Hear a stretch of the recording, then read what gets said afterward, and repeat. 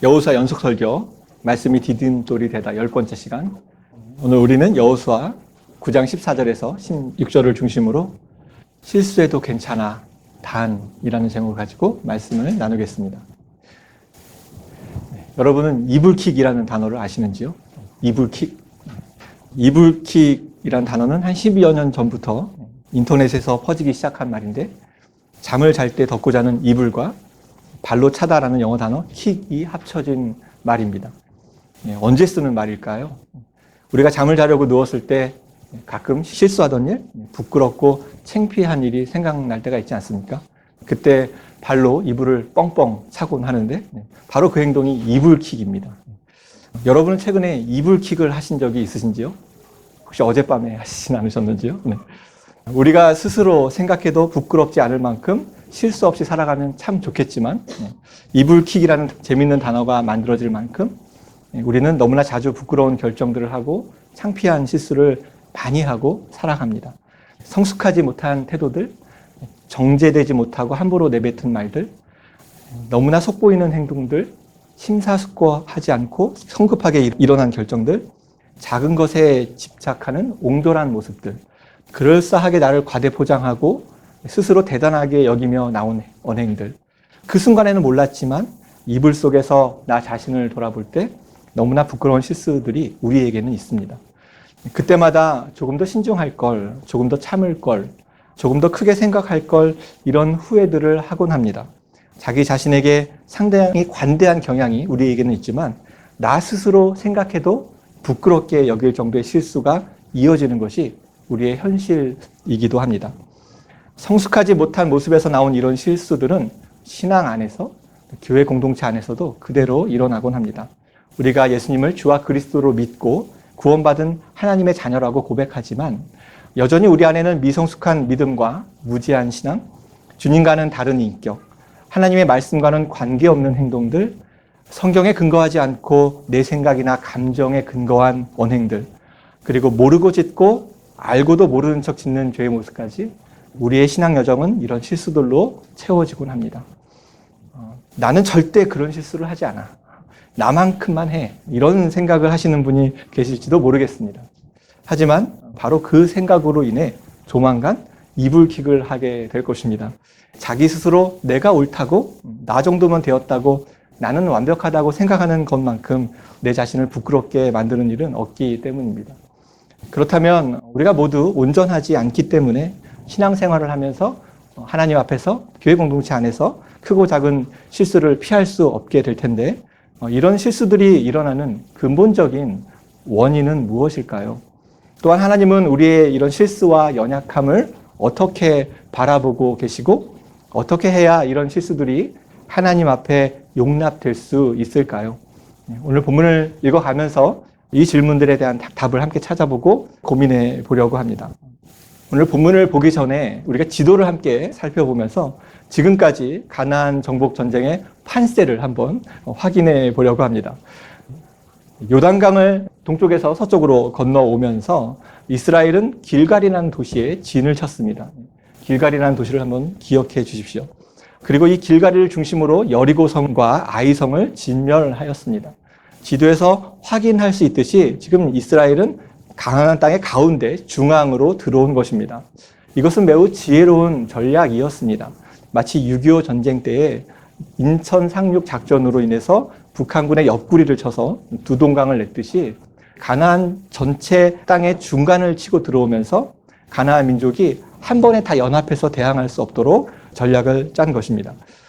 오늘 우리가 읽는 여호수아 9장과 10장은 이쪽 남쪽을 점령하는 이야기가 진행되어 있고 11장은 이 북쪽에 점령하는 이야기가 진행되고 있습니다. 여기까지 기억하시고 말씀을 보겠습니다. 여리고와 아이성이 점령된 후에 가나안의 남쪽 성들은 이스라엘을 향해서 이렇게 반응하고 나섰습니다. 여호수아 9장 1절과 2절 말씀입니다. 이 일 후에 요단 서쪽 산지와 평지와 레바논 앞 대 연안에 있는 헷 사람과 아모리 사람과 가나안 사람과 브리스 사람과 히위 사람과 여부스 사람의 모든 왕들이 이 일을 듣고 모여서 일심으로 여호수아와 이스라엘에 맞서서 싸우려 하더라. 앞에서 보신 지도를 기억해 보시면 가나안 땅의 남쪽에 있던 이 족속들은 여호수아와 이스라엘에 맞서서 일심으로 마음을 하나로 합하여서 연합하고 싸우려고 동맹을 맺었습니다. 여리고와 아이성이 무너지는 것을 보면서 각자의 힘으로는 도저히 안 될 것 같았기에 연합군을 형성하고 나온 것입니다. 그런데 이런 가나안 남쪽의 족속들 가운데 이들과는 다른 행보를 보인 사람들이 있었습니다. 여호수아 9장 3절에서 6절 말씀은 이렇게 전하고 있습니다. 기브온 주민들이 여호수아가 여리고와 아이의 행한 일을 듣고 꾀를 내어 사신의 모양을 꾸미되 헤어진 전대와 헤어지고 찢어져서 기운 가죽 포도주 부대를 나귀에 싣고 그 발에는 낡아서 기운 신을 신고 낡은 옷을 입고 다 마르고 곰팡이가 난 떡을 준비하고 그들이 길갈 진영으로 가서 여호수아에게 이르러 그와 이스라엘 사람들에게 이르되 우리는 먼 나라에서 왔나이다. 이제 우리와 조약을 맺읍시다 하니 기브온이라는 족속은 남부 연합군에 합류하는 대신 이스라엘과 화친 조약을 맺고 싶었습니다. 그런데 자신들 역시 진멸의 대상임을 알고 있었기에 기브온은 여호수아와 이스라엘을 속여서 조약을 맺고자 꾀를 내었습니다. 다 헤어져서 떨어진 여행 가방과 찢어져서 꼬맨 가죽 포도주 부대를 준비하였고 낡은 신발과 낡은 옷까지 걸쳐 입었습니다. 그리고 곰팡이가 난 떡을 가지고 길갈에 있던 여호수아를 찾아갔습니다. 이스라엘 앞에 그 낡고 해진 행색과 곰팡이가 난 떡을 보여주면서 자신들이 기브온 족속임을 감추고 아예 먼 나라에서 왔다고 거짓을 말하면서 이스라엘과 화친 조약을 맺고자 한 것입니다. 우리는 여기서 영적 전쟁의 다양한 도전을 보게 됩니다. 신앙의 성장과 하나님의 나라가 내 삶에 이루어지지 못하도록 가로막는 영적 도전, 그 방해는 때로는 너무나 눈에 분명하게 대적하는 모습으로 드러나기도 하고 때로는 부드러운 모습으로 내가 알지 못하는 모습으로 나를 속이는 양의 모습으로 나타난다는 것입니다. 누군가가 나를 교회를 못 가게 만드는 상황, 말씀에 순종하지 못하게 만드는 현실, 헌신과 수고를 가로막는 어려움 같은 일들이 벌어지면 우리 대부분은 이것은 내가 성장하지 못하게 만드는 영적 전쟁이구나 라고 분명하고 쉽게 분별할 수가 있습니다. 하지만 우리의 신앙 성장을 가로막는 일은 양의 모습으로 내가 알지 못하는 사이에 부드러운 모습으로 나타날 때가 있다는 것입니다. 이런 다양한 영적 방해가 있음을 알고 인정하는 것은 우리가 하나님 앞에서 실수하지 않을 수 있는 중요한 키가 됩니다. 개척 초기부터 교회 예배당 건축을 하지 않는 것으로 유명한 한국의 한 대형교회 목사님께서 한 번은 설교에서 이런 말씀을 하셨습니다. 그 교회가 교회를 짓지 않는 대신 선교 사역이나 사회 사업에 힘을 쓰는데 그러다 보니 그 교회를 다니는 교회 성도님들 중에는 예배당을 건축하지 않는 자신의 교회는 건강한 교회이고 예배당을 건축하는 교회는 건강하지 않은 교회라고 생각하는 분들이 생겨났다는 것입니다. 그래서 건강한 교회를 다니는 자신은 당연히 건강한 신앙인이고 예배당 건물이 있는 교회는 건강하지 않은 교회이니까 그들은 건강하지 않은 신앙인이다라고 여겼다는 것입니다. 예배당 건물의 유무는 결코 더 건강한 신앙이다 아니다를 구분짓는 기준이 아닐 텐데 예배당 없는 교회를 다닌다고 해서 더 건강하다고 자신을 높이고 있다면 그것이야말로 자신도 모르게 자신 안에 들어온 영적 전쟁이고 그것을 깨닫지 못하고 있는 것입니다.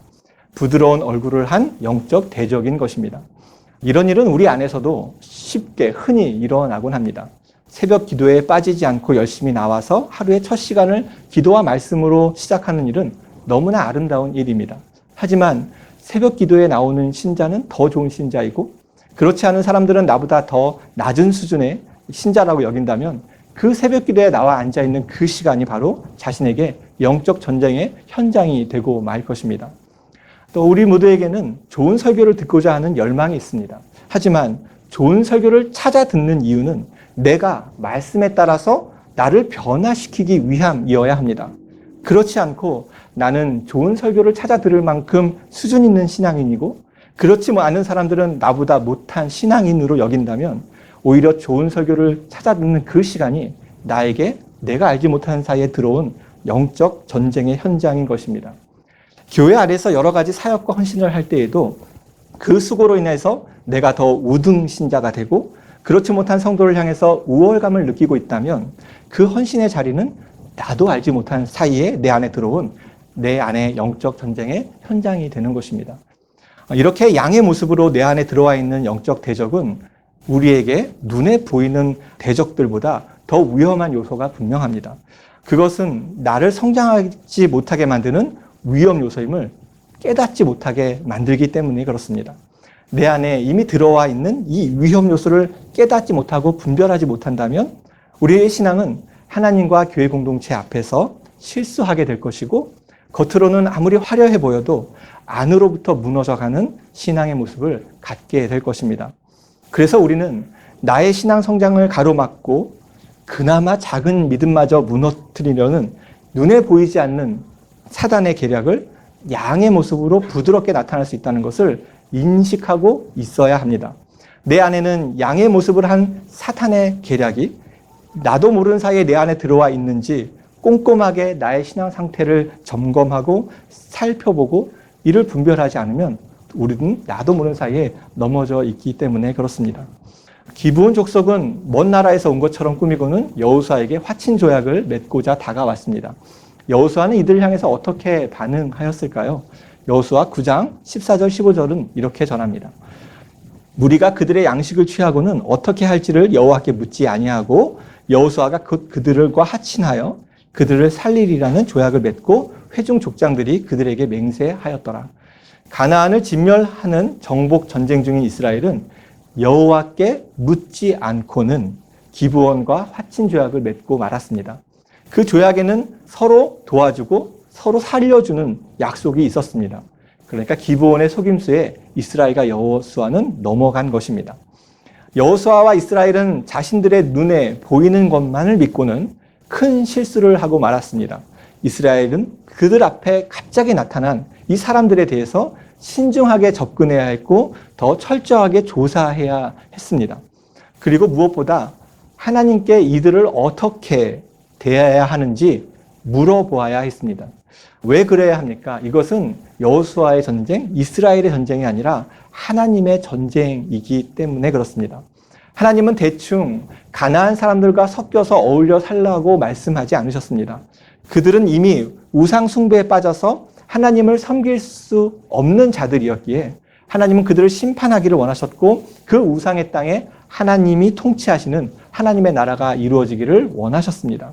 그랬기에 이스라엘은 모든 일에 앞서 하나님의 통치를 받아야 했고 당연히 자신들 앞에 나타난 이 낯선 사람들을 대하면서 하나님 앞에 어떻게 해야 하는지 물어보아야 했습니다. 이스라엘은 기브온 앞에서 하나님의 전쟁에 대하면서 하나님께 묻지 않는 큰 실수를 범하였고 이로 인하여서 가나안 땅의 모든 족속이 진멸되길 원하셨던 하나님의 뜻에 오점이 남게 되었습니다. 우리는 여기에서 신앙인인 우리가 실수하는 가장 근본적인 이유가 무엇인지 발견할 수가 있습니다. 그것은 하나님께 묻지 않는다는 것입니다. 하나님의 뜻을 구하고 그 뜻을 알기까지 기다리기보다는 너무나 쉽게 나의 생각과 판단을 근거로 결정을 하곤 합니다. 심지어 하나님의 뜻이 무엇인지 그다지 큰 관심이 없기까지 합니다. 예수님을 주와 그리스도로 믿는 신앙인에게 이것만큼 심각하고 중대한 실수는 없을 것입니다. 그리스도인으로서 우리의 관심은 하나님이 나에게 무엇을 해주실 것인가에 있어야 하는 것이 아니라 하나님께서 나에게 무엇을 원하시는가에 있어야 합니다. 그래야 우리가 하나님의 통치 안에 거하는 하나님의 백성이 될 수 있기 때문입니다. 이렇게 질문하시는 분이 계실 것입니다. 물어봐도 잘 대답을 안 해주시던데요. 그러나 하나님께서는 이미 우리에게 우리가 알아야 할 모든 것을 하나님께서 우리에게 원하시는 것을 다 성경을 통해서 말씀해 주셨습니다. 그래서 우리가 성경도 읽고 설교도 듣고 성경 공부도 하는 것입니다. 그것은 내가 성경을 얼마나 읽었다, 내가 얼마나 지식적으로 알고 있다를 자랑하기 위함이 아니라 하나님께서 우리에게 원하시는 것이 무엇인지를 알기 위해서 우리는 성경을 읽고 성경 공부를 해야 한다는 것입니다. 삶의 여러 정황 속에서 하나님의 원하시는 바를 알고자 하는 신앙인은 반드시 성경을 읽고 있을 것입니다. 반대로 말하면 성경을 읽지 않고서는 하나님의 뜻을 알 수 없으며 말씀을 알아가지 않으면서 하나님께서는 말씀하지 않으신다, 침묵하신다라고 불평할 수는 없다는 것입니다. 로마서 1장에는 이 하나님을 싫어하는 자의 그 죄의 모습이 쭉 나열되어 있는데 로마서 1장 31절에는 이런 말씀이 있습니다. 우매한 자, 이것이 곧 하나님을 싫어하는 자의 모습이다라고 말씀하고 있고 에베소서 4장 18절에도 하나님의 생명에서 떠나 있는 자의 모습으로 무지한 자가 들어 있습니다. 성경은 우매하고 무지한 자를 향해서 죄인이다, 하나님을 떠난 자다, 하나님을 싫어하는 자라고 말씀하고 있다는 것입니다. 당연히 여기서 말하는 우매하고 무지한 것은 성경 말씀에 대해서 우매하고 모르는 무지한 것입니다. 아니, 모를 수도 있지. 뭘 그렇게 성경을 모르는 것을 죄라고까지 하시나. 이건 너무한 것이 아니냐. 이런 생각이 들 수 있습니다. 하지만 우리는 성경을 왜 안 읽는지 우리 스스로 너무 잘 알고 있습니다. 왜 안 읽습니까? 읽기 싫어서 안 읽습니다. 너무 길고 너무 어렵고 너무 지루하다는 수만 가지의 핑계를 대면서 단지 성경을 읽기 싫어서 우리는 안 읽습니다. 말씀을 꼼꼼히 알아가기 싫어서 그 게으름으로 인해서 우리는 성경을 멀리하고 있습니다. 성경을 읽기 싫어서 안 읽고 게을러서 꼼꼼히 알아가지 않는 이런 모습이 우리 안에 있다는 것입니다. 말씀에 대해서 우매하고 무지한 것은 내가 성경을 읽고 싶지 않고 가까이 하고 싶지 않고 게을러서 나오는 분명한 죄입니다. 하나님의 자녀라고 하면서 하나님의 통치를 바라는 백성이라고 하면서 성경을 읽기 싫어서 안 읽고 말씀을 알아가는데 게으르고 말씀을 가까이 하지 않아서 하나님의 뜻에 대해서 모른다면 그 우매하고 무지한 것은 분명한 죄입니다. 반대로 생각해 보면 우리가 성경을 읽고 말씀을 알고자 힘쓸 때마다 하나님께서는 하나님의 뜻을 분명히 우리 가운데 가르쳐 주시겠다, 우리가 죄의 자리에 머물러 있지 않도록 인도해 주시겠다라는 약속을 우리 가운데 주고 계신다는 것이지요. 성경을 읽지 않고 말씀을 가까이 하지 않으면서 하나님의 뜻을 모르겠다고 하나님께 물어도 대답하지 않으신다고 말할 수는 없습니다. 성경에 대한 우매함과 무지함은 하나님을 싫어하기 때문이고 하나님의 생명에서 이미 떠난 자의 모습이다라고 우리 가운데 가르쳐주고 계십니다. 성경을 읽고 말씀을 가까이 하는 것이 하나님의 뜻이고 그리스도인으로서 우리의 실수는 대부분 이렇게 성경을 가까이 하지 않기 때문에 나온다는 것을 분명하게 기억하시기를 바랍니다. 기브온은 이스라엘을 속였고 이스라엘은 하나님께 묻지 않는 큰 실수를 범하여서 그들과 화친 조약을 맺었습니다. 한 가지 궁금한 점이 생깁니다. 이스라엘이 비록 멀리서 왔다는 이 그들의 말에 속았지만 그렇다고 해서 꼭 이들과 서로 보호해주는 화친 조약까지 맺을 이유는 없는 것 아니겠습니까? 그래, 멀리서 오느라고 고생했어. 먹을 거 먹고 다시 니네 나라로 돌아가. 뭐 이렇게 얘기해도 무방하지 않겠습니까?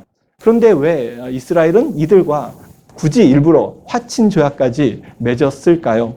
신명기 20장 10절에서 16절을 보면 하나님께서 모세에게 가나안 족속을 다 진멸하라고 말씀하시면서 가나안 족속에 속하지 않은, 이 가나안 땅에 속하지 않은 멀리 있는 성읍들과는 화평을 도모하라라고 말씀하셨습니다. 여호수아와 이스라엘은 바로 이 말씀을 기억하고 있었고 기브온이 자신들이 멀리서 온 자라고 속였을 때 그 말을 믿고 그 말씀에 따라 그들과 화친 조약을 맺었다라는 것입니다. 비록 이스라엘은 하나님께 묻지 않는 실수를 범하였지만 그 가운데서도 모세를 통해 주신 말씀을 기억하고 있었고 그 말씀대로 따라 행하고 있었다라는 것입니다. 이스라엘은 기브온에게 속아서 화친 조약을 맺었지만 그들의 속임수는 오래가지 못했습니다. 16절을 보니까 3일 뒤에 이스라엘은 기브온 족속, 자신들이 바로 다음에 쳐야 할 그 족속과 화친 조약을 맺었다는 것을 알게 되었습니다. 여러분이라면 기브온에게 속았다는 사실을 알았을 때 어떻게 하시겠습니까? 거짓말로 넘어간 것을 알고 나서 더 열받아서 기브온을 더 잔인하게 대할 것 같지 않습니까? 그런데 놀랍게도 이스라엘은 이렇게 결정하고 있습니다. 오늘 본문 9장 18절 말씀을 보십시오. 그러나 회중 족장들이 이스라엘의 하나님 여호와로 그들에게 맹세했기 때문에 이스라엘 자손이 그들을 치지 못한지라. 그러므로 회중이 다 족장들을 원망하니. 이스라엘은 기브온에게 어떤 보복도 하지 않았고 그들과 맺은 화친 조약을 계속 유지하기로 결정했습니다. 그 이유는 하나였습니다. 그 화친 조약이 여호와 하나님으로 맹세했기 때문이었습니다. 하나님을 두고 맹세했기에 회중의 원망이 있었음에도 불구하고 거짓으로 속아 맺은 그 화친 조약을 계속 지키기로 한 것입니다. 대신 여호수아는 기브온 족속을 종으로 삼았고 여호와 제단을 위해서 나무와 물을 깃는 일을 맡겼습니다. 기브온으로 하여금 여호와 제단을 섬기는 일을 맡김으로써 그들이 우상에서 멀어져서 하나님을 섬기는 자들이 되게 한 것입니다. 가나안 남쪽 지방의 족속 중에 기브온은 이렇게 이스라엘의 종이 되어서 목숨을 유지하게 되었습니다. 그런데 이스라엘과 기브온의 화친 조약은 가나안 남부 지역에 큰 파장을 몰고 왔습니다. 이 화친 조약 소식을 들은 남부의 다른 족속들이 이제 일제히 연합해서 이스라엘 향해서 온 것이 아니라 기브온을 향해서 먼저 공격하기 시작한 것입니다. 그래서 남부 연합군은 이 기브온을 먼저 점령해서 더 이상 이스라엘을 공격해오는 그 루트를 막고자 했습니다.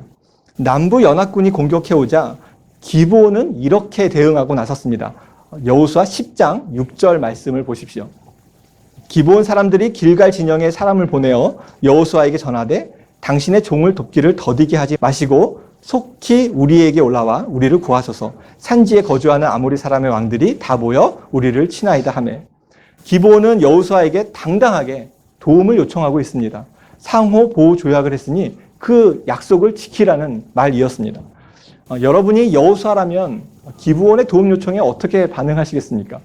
어차피 회중들도 기브온과의 맺은 조약을 탐탁히 여기고 있지 않고 원망도 하고 있고 또 가만히 그냥 있으면 기브온은 남부 연합군에 의해서 패배할 것이 뻔했습니다.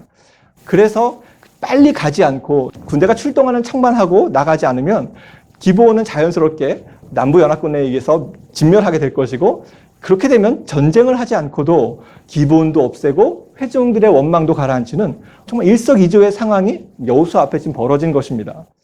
이렇게 좋은 기회가 왔지만 여호수아의 결정은 이것이었습니다. 10장 7절 말씀을 보십시오. 여호수아가 모든 군사와 용사를 더불어 길갈에서 올라가니라. 여호수아는 일부 군사만 데리고 간 것이 아니라 모든 군사와 용사를 다 데리고 가서 기브온을 향했습니다. 기브온과 맺은 화친 조약, 그 하나님 앞에서 맺은 약속을 지키고자 한 것입니다. 놀라운 것은 지금 이렇게 모든 군사와 용사를 데리고 올라가는 여호수아에게 하신 하나님의 말씀입니다. 10장 8절은 이렇게 전하고 있습니다. 그때 여호와께서 여호수아에게 이르시되 그들을 두려워하지 말라. 내가 그들을 내 손에 넘겨주었으니 그들 중에서 한 사람도 너를 당할 자 없으리라 하신지라. 여기 그들은 당연히 기브온을 치러 오는 남부 연합군입니다. 남부 연합군이 5개의 성이 동맹한 큰 군대였습니다. 여리고 성도, 아이 성도 만만치 않았지만 5개의 성이 연합한 이 동맹군은 이전 2개의 성과는 비교할 수 없이 강한 군대였습니다. 그런데 하나님은 여호수아에게 그들을 두려워하지 말라 이런 말씀하시며 내가 그들을 이미 내 손에 넘겨주셨다라고 약속하셨습니다. 기브온과의 약속을 지키려는 여호수아에게 그를 도우시겠다라고 말씀하신 것입니다. 말씀만 하신 것이 아닙니다. 이어지는 11절은 이렇게 전합니다. 그들이 이스라엘 앞에서 도망하여 벳호른의 비탈에서 내려갈 때에 여호와께서 하늘에서 큰 우박덩이를 아세가에 이르기까지 내리심에 그들이 죽었으니 이스라엘 자손의 칼에 죽은 자보다 우박에 죽은 자가 더 많았더라. 하나님은 하늘에서 남부 연합군을 향해서 큰 우박덩이를 내리셨고 그 우박에 맞아 죽은 자가 이스라엘의 칼에 죽은 자보다 많았습니다. 그만큼 적극적으로 하나님께서는 이스라엘을 도우셨다라는 것입니다. 남부 연합군에 맞서서 이 전세가 우세해지자 여호수아는 이 적들을 다 진멸하고 싶었습니다. 그런 여호수아는 놀라운 기도를 하고 있습니다. 12절과 13절은 이렇게 전합니다. 여호와께서 아모리 사람을 이스라엘 자손에게 넘겨주시던 날에 여호수아가 여호와께 아뢰어 이스라엘 목전에서 이르되 태양아 너는 기브온 위에 머무르라. 달아 너도 아얄론 골짜기에 그리할지어다 하매 태양이 머물고 달이 멈추기를 백성이 그 대적에게 원수를 갚기까지 하였느니라. 야살의 책에 태양의 중천에 머물러서 거기 종일토록 속히 내려가지 아니하였다고 기록되지 아니하였느냐. 여호수아는 시간이 멈추기를 원했습니다. 어두워지면 남부 연합군을 다 진멸하지 못할 것 같았기에 태양이 머물고 달이 멈추어서 완전하게 승리할 수 있도록 환한 낯이 지속되기를 원했습니다. 여호수아는 태양을 멈추어 달라고 하나님께 요청하였고 하나님은 놀랍게도 그 요청을 들어주셨습니다. 이를 두고 14절은 이렇게 전하고 있습니다. 여호와께서 사람의 목소리를 들으신 이 같은 날은 전에도 없었고 후에도 없었나니 이는 여호와께서 이스라엘을 위하여 싸우셨음이니라. 하나님께서 사람의 목소리를 들으신 날이 이날 외에는 없었다라고 기록합니다.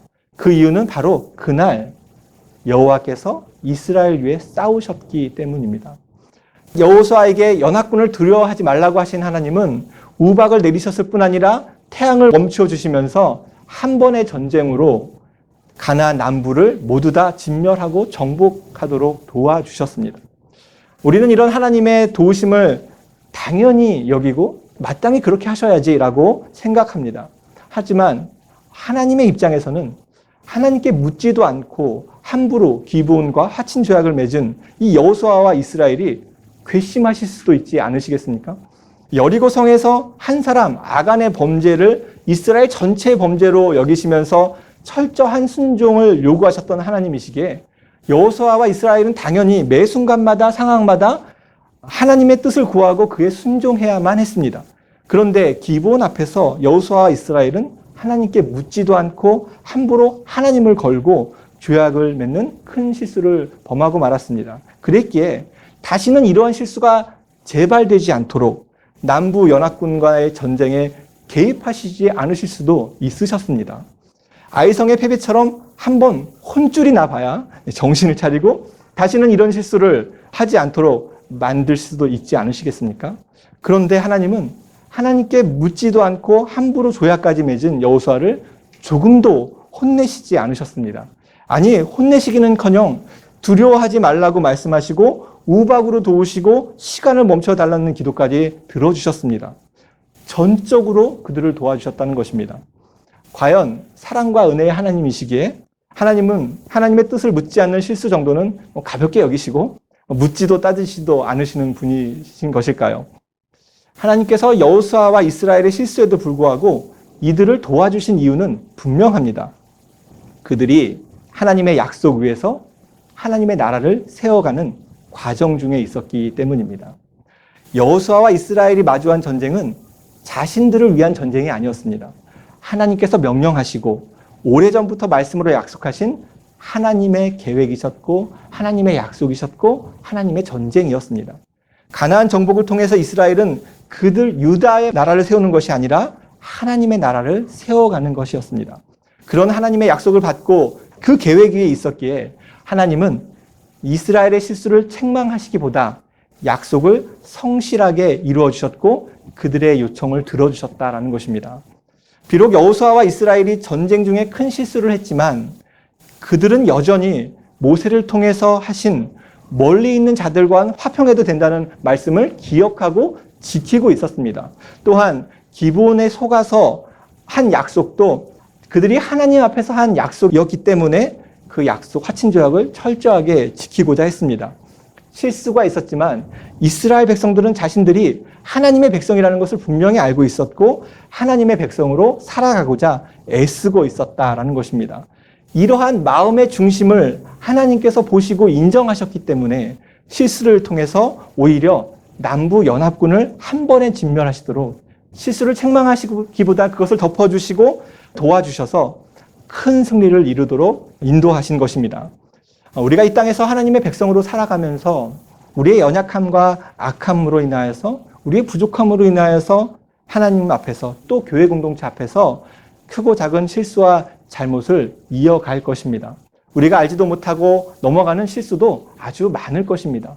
하지만 이런 연약함에도 불구하고 우리가 내 삶 안에 주님의 나라를 세우고자 힘쓰고 내가 주님의 뜻을 따라 살고자 애쓴다면 하나님은 우리의 실수를 주목하시는 것이 아니라 우리의 실수가 아닌 우리의 마음의 중심을 보고 계실 것입니다.